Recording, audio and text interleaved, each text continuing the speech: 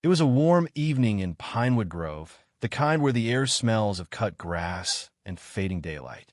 Tom Carver, a retired Army Ranger commander, was unloading fishing gear from his truck, the scent of lake water still clinging to his hands.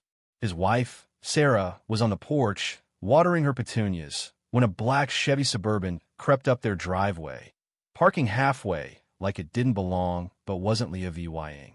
Three men stepped out, MOVYing like they'd practiced the moment dark polo shirts, fake badges dangling, and a smugness that screamed trouble. They didn't wave, didn't smile, just marched toward Tom with purpose. Mr. Carver, the tallest one, barked, his voice flat like a cop in a bad MOVY. "We've got a report of unsecured firearms on your property. We need to inspect. Now." His badge swung loosely, a prop that didn't fool anyone who'd seen the real thing. The second guy, sporting mirrored sunglasses despite the dusk, scanned the yard like he was in a war zone. The third, quiet and blank-faced, had the look of someone used to delivering bad news. No warrant, no paperwork, just a rehearsed script about HOA Statute 7C and federal adjacent residential compliance. It was nonsense, and Tom knew it. He didn't flinch. "You got a warrant?" His voice was low, steady, the kind that makes you listen. Sarah stopped watering, her hand tightening on the can. The leader smirked, doubling down with more fake legalese, but Tom caught the tells: their spacing, their posture, the way the sunglasses guy kept shifting his weight. These weren't cops or HOA goons.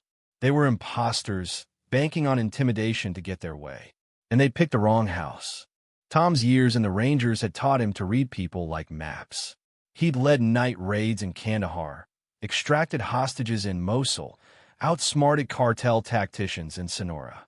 His final post, commanding the 75th Ranger Regiment's 2nd Battalion, wasn't just a job, it was a way of thinking, bone deep. Retirement didn't erase that. He chose Pinewood for its quiet, not its safety, but now that quiet was cracking, and he felt it before anyone else. "Do you have a warrant?" he asked again, not louder, just sharper. The leader's smirk faltered. They adjusted their stances, squared their shoulders, but no documents appeared.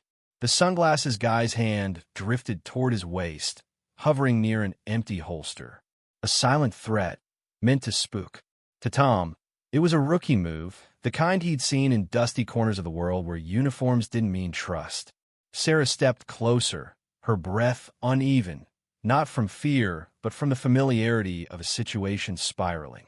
Tom didn't move, didn't raise his voice. "Let me be clear," he said, his tone dropping, dense as a storm cloud. "Step onto my property again, and I'll treat it as criminal trespass with malicious intent.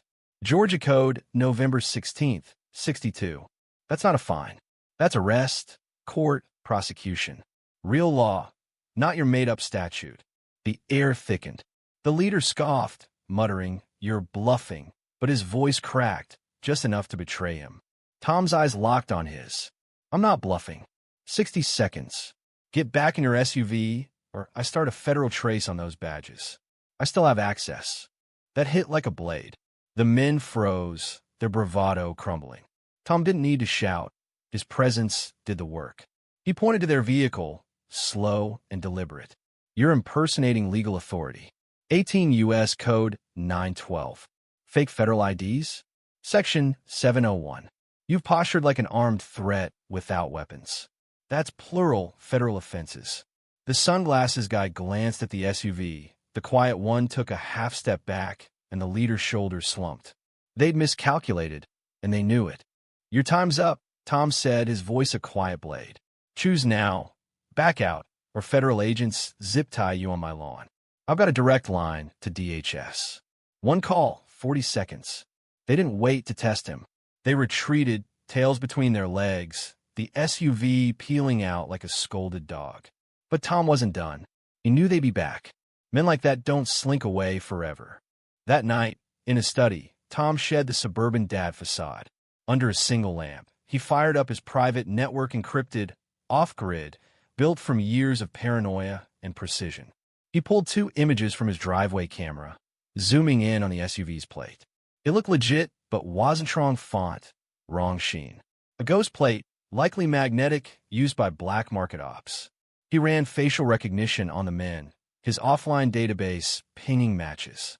The sunglasses guy, Travis Holt, ex-contractor, linked to a failed sting in Tampa, 2020.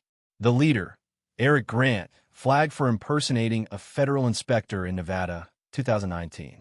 This wasn't random. It was targeted, and Tom needed to know why. He grabbed his satellite phone, punched in a code, and waited. A familiar voice answered, calm, female. Carver. He laid out the fax names, patterns, methods. The response was 7 words. Do not engage. We're watching them, too. The line went dead. Tom leaned back, the pieces clicking. These men were part of something bigger, already on federal radar. He wasn't the only target, but he might be the only one who'd pushed back. 2 nights later, at 2:13 a.m., they returned.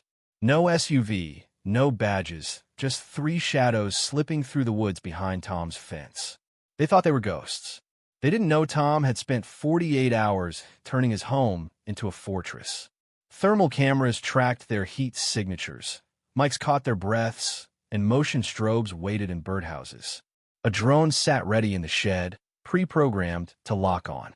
As their boots crossed the property line, the yard erupted. Strobes blazed, turning night to day, shattering their night VY sound. Tom's voice boomed from hidden speakers. 3 unauthorized intruders detected. Trespass logged. Homeland notified. ETA for minutes. The men froze, blinded, disoriented. One bolted, tripping over a hose, gravel biting his palms. Another pulled a stun to VYC, but the drone's hum cut through, its lens pinning them from above. No lights, just a dark specter mapping their every move.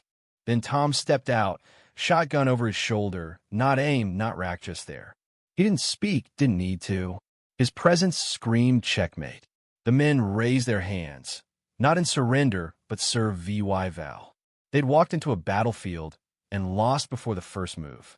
By dawn, Homeland arrived, silent as ghosts. For agents, tactical vests, no sirens. 2 intruders sat zip-tied by the garden wall, heads low, breathing ragged. The third, who'd fled to a stashed SUV, was pulled from a vehicle that wouldn't start. Tom's relay kill switch had seen to that. Agent Lisa Travis approached, her walk all business, her eyes carrying respect. Always this prepared? She asked, a hint of a smile. Tom glanced at the agents, wrapping up. Only when someone knocks like they own my house. She nodded. Good to have you back, Colonel. He didn't reply. Nothing more was needed. The neighborhood felt it. Harold Benson, the HOA president, showed up the next day, clutching a mug, stammering denials. We didn't send them, Tom. I swear. Tom just stared, letting silence do the work. The HOA's email danced around the truth, calling it a mix-up. Local news spun it as neighborhood watch confusion. But Pinewood changed. Kids paused at Tom's lawn, neighbors nodded quieter, and parents let their kids play freer, knowing whose house watched the street. Sarah saw it in Tom, firstless tension, more presence. One golden afternoon, she set coffee beside him on the porch and asked, soft as a breeze, why didn't you shoot them? He folded his cleaning cloth, met her eyes. Justice isn't blood, Sarah. It's message. She smiled, not surprised, but sure. That message echoed. In the intruder's red flag files, in the agent's updated logs, in the HOA's sudden silence on security. Tom's porch became his post, not guarded, but held a quiet man in a loud world, saying nothing, meaning everything. But what do you think? Was Tom right to handle it alone? Or should have called the cops first? Could he have stopped them without the tech and firepower? Or was the show of force the only way? And what about those fake agents part of a bigger scheme? Or the just small-time cons who picked the wrong guy?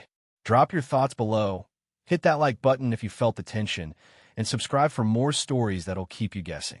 What would you have done in Tom's shoes?